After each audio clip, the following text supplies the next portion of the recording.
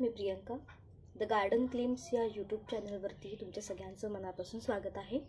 तर आज आपण गोकर्ण या झाडाविषयी माहिती बघणार आहोत. तर गेल्या एक आठवड्यापासून मी अशी झाडांची माहिती सांगते की जे उन्हाळी झाडं आहेत. तर आपण मोगऱ्याची माहिती बघितली, आता दुसरं आपण गोकर्णाची बघतोय आणि त्यानंतर मी कढीपत्त्यावरचा डिटेल व्हिडिओ लवकरच शेअर करेन. त्यामध्ये आपण कढीपत्त्याची हार्ड प्रूनिंग पासून ते रिपोर्टिंग पर्यंत सगळ्या गोष्टी बघणार आहोत. तर या व्हिडिओची आधी आपण सुरुवात करूयात. तर हे गोकर्णाचं झाड आहे. मी लहानपणी ऐकलं होतं आई आजीकडून की गोकर्ण याला का म्हणतात. तर याचं जे फूल आहे ह्याचा आकार हा गोकर्ण म्हणजे गाईच्या कानासारखा असतो, म्हणून याला गोकर्ण म्हणतात. आता अशी माहिती मला लहानपणी तर समजली होती. तर यामध्ये मी तर 3 कलर पाहिलेत. एक निळा आहे, एक हा पांढरा आहे आणि दुसरा म्हणजे पांढऱ्याला थोडीशी इथे निळसर झाक असते, म्हणजे निळा आणि पांढऱ्याचं कॉम्बिनेशन. हे तिन्ही कलरची फुलं माझ्याकडे आहेत. तर हे आत्ता पांढऱ्या रंगाचं फूल इथे आलेलं आहे. आजकाल गोकर्णाचं झाड हे खूप ट्रेंडिंगमध्ये आहे, कारण तुम्ही जर बघितलं असेल तर ब्ल्यू टी हा आजकाल खूप हेल्थ कॉन्शियस लोक घेत आहेत. तर ब्ल्यू टी हा गोकर्णाच्या निळ्या रंगाच्या फुलापासून तयार केला जातो. त्याचे हेल्थ बेनिफिट्स खूप आहेत. गोकर्ण हे उन्हाळी झाड आहे. गोकर्णाची वेल ही साधारण उन्हाळ्यामध्ये खूप छान वाढते.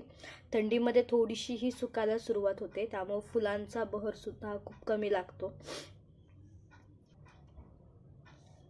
गोकर्ण लावण्याची पद्धत म्हणजे तुम्ही बियांपासून गोकर्ण लावू शकता, नाहीतर त्याचं रोप देखील उपलब्ध आहे, किंवा मग त्याचं कटिंगपासून देखील तुम्ही रोप त्याचं लावू शकता. गोकर्णासाठी जास्त मोठी कुंडीची आवश्यकता नाही आहे. एक साधारण 7 ते 8 इंचापर्यंतच्या कुंडीमध्ये गोकर्ण खूप छान वाढतं. गोकर्ण हे वेलीसारखं पसरतं, म्हणजे वरती उंच वाढतं, त्यामुळे त्याला काठीचा आधार द्यावा लागतो. त्यामुळे कुंडी लहान असली तरी याचा काही फरक पडत नाही. गोकर्ण ही अशी वेल आहे की जी खूप झपाट्याने पसरते, खूप वाढते. तुम्ही पाहिला असेल तर गार्डनमध्ये किंवा अगदी फुटपाथच्या बाजूला सुद्धा जर ह्याची कुठेही बी पडली असेल तर लगेच ती कशाचाही आधार पकडते आणि वाढायला सुरुवात होते. त्यामुळे याला खूप अशी काळजी किंवा माती एक विशिष्ट प्रकारची लागते किंवा फर्टिलायझर द्यावे लागतात, तर अशी काही गरज नाही आहे. गोकर्ण तुम्हाला कुठेही अगदी सहजरित्या, जशी आपण तुळस बघतो, तुळससुद्धा मंजुळा पडल्या की ती देखील सगळीकडे उगवते, तसंच गोकर्णाचं देखील आहे. त्याच्या बिया पडल्या की ती कुठेही अगदी सहजपणे वाढते. फक्त ती थंडीमध्ये जास्त वाढत नाही आणि फुलं देत नाही. बाकी उन्हाळ्यामध्ये खूप छान फुलांचा बहर गोकर्णाला लागतो. तर माती म्हणायला गेलं तर जसं की मी आत्ता सांगितलं की खूप अशी विशिष्ट प्रकारची माती बनवायची गरज नाही आहे. आपण नॉर्मल झाडांसाठी जशी माती बनवतो, 50% गार्डन सॉईल, 30% कोकोपीट, त्यानंतर थोडं वाळूचं प्रमाण आणि इतर फर्टिलायझर जसं की बुरशीनाशक तुम्ही वापरू शकता. त्यामध्ये थोडंसं चहा पावडर, शेणखत किंवा वर्मी कंपोस्ट असे फर्टिलायझर्स बनवून आपण जी माती तयार करतो ती माती गोकर्णासाठी चालते. तर माती कशी बनवायची याचा डिटेल व्हिडिओ यूट्यूब चॅनलवरती आहे, त्याची लिंक मी डिस्क्रिप्शनमध्ये देईन, तो नक्की बघा. तर मातीविषयी झालं. त्यानंतर पाणी याला खूप पाणी लागत नाही. माती जोपर्यंत पूर्णपणे भिजेल एवढं पाणी जरी तुम्ही दिलं तरी काही हरकत नाही आहे. दिवसातनं एकदा पाणी वेलीसाठी पुरेसं आहे. त्यानंतर आपण बघूयात सूर्यप्रकाश. तर गोकर्णाला सकाळी एक 4 ते 5 तास ऊन लागेल एवढा सूर्यप्रकाश पुरेसा आहे. गोकर्णाच्या वाढीसाठी तुम्ही त्याला आधार म्हणजे जसं की काठी असेल किंवा ग्रीडला वगैरे थोडंसं दोऱ्याने बांधून असा आधार दिला तर गोकर्णाची वेल खूप छान वाढते आणि ती दिसायला देखील सुंदर दिसते. त्याला जेव्हा निळ्या आणि पांढऱ्या रंगाचे जे मिक्स फुलं येतात तेव्हा ते बघायला देखील खूप छान वाटतं. एक डेकोरेशन, बाल्कनीला असं डेकोरेशनचा लुक येतो. तर ते जर पॉसिबल नसेल, तुमच्याकडे जागा कमी असेल, तर तुम्ही एक काम करू शकता की एक काठी किंवा तार घेऊन कुंडीमध्येच त्याला आकार द्यायचा, जेणेकरून ती तेवढ्याच भागामध्ये वाढेल. आणि हे जे असे इथले हे वाढतात या वेली.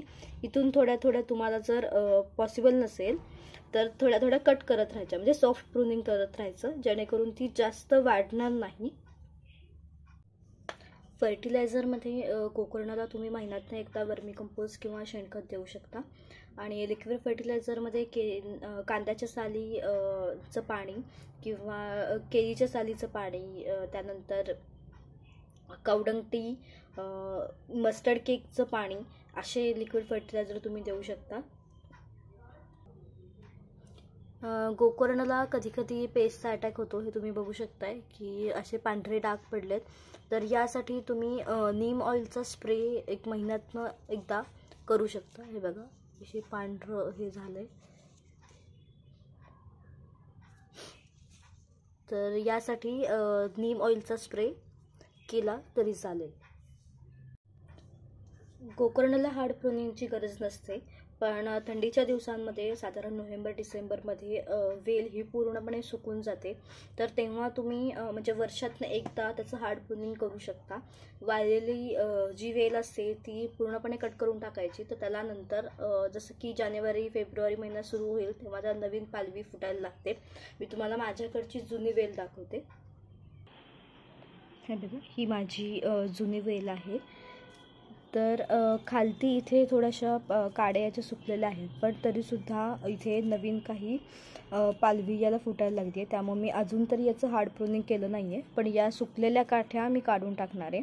तर इथे पण नवीन आहे. त्यानंतर बघू शकताय तुम्ही इथे वरतीसुद्धा एक छोटासं वेल सुरू व्हायला लागली आहे. आणि वरच्या भागातसुद्धा अर्धी वेल सुकली आहे आणि अर्धी वेल परत यायला लागली आहे. इथे एक निळ्या रंगाचं फूल पण आलं आहे. आता नेटिंग केल्यामुळे थोडंसं दिसत नाही आहे. हे बघा, इथे निळ्या रंगाचं फूल आहे.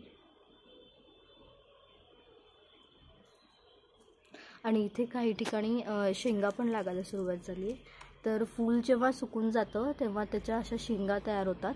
पहिल्या त्या हिरव्या कलरच्या असतात, नंतर त्या सुकून गेल्यानंतर आतमध्ये काळ्या रंगाच्या बिया तयार होतात. तर यापासून पण तुम्ही गोकर्णाचा वेल हा लावू शकता. जसं की मी सांगितलं की वर्षातून एकदा तुम्ही हार्ड प्रूनिंग गोकर्णाचं करू शकता. तर इथे ह्या ज्या वाळलेल्या काड्या आहेत या अशा इथे पूर्ण खालपासून या तोडून टाकायच्या. हे बघा, इथून तोडली मी. आता हे इथून ह्याला नंतर नवीन पालवी फुटायला सुरुवात होईल.